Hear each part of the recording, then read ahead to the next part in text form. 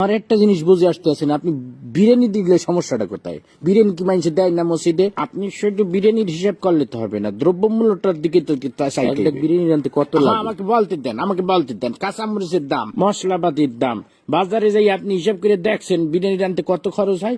আপনি খালি বিরিয়ানি হটতে আছে বিরিয়ানি রানতে বর্তমানে যে খরচ হবে ওইটা দিয়ে ঢলঢলা খিচুড়ি আপনি 50 জন মানুষ এক পুরো গ্রাম ধরে আপনি খাওয়াই দিতে পারবেন। বুঝলাম না, প্রতি বছর ইফতারির সময় আপনার এত হিসাব করবোই তো, সমস্যাটা কি আপনার? আপনি খালি খাওয়ার হিসাবটাই বুঝলেন, আপনি দ্রব্যমূল্য হিসাবটা বুঝবেন না। আপনি কি মনে হচ্ছেন আমি কি বহুত টাকার মালিক হয়ে গেছি?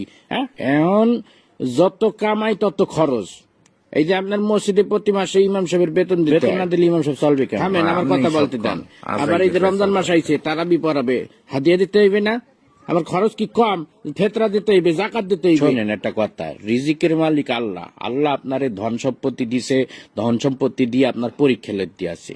এই টাকা পয়সা যখন তখন আল্লাহ লিয়ে যেতে পারে। আপনি এই টাকা পয়সা আপনার জানে সৎকা করবেন, ফেতরা দিবেন। মুসলমান হিসেবে এটা আমাদের সকলের দায়িত্ব।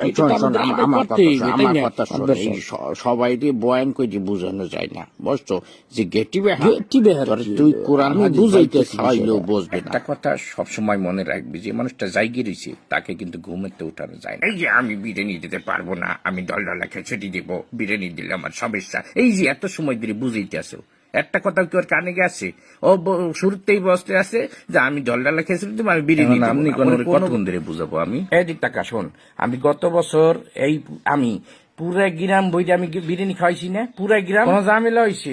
আমি শুধু আমাদের মসজিদ না, আমি ভাগ করে দিছি। আমি পশ্চিম পাড়া মসজিদে দিছি, উত্তর পাড়া, দক্ষিণ পাড়া সব মসজিদে আমি ডেক করে বিরিয়ানি পাঠাই দিচ্ছি।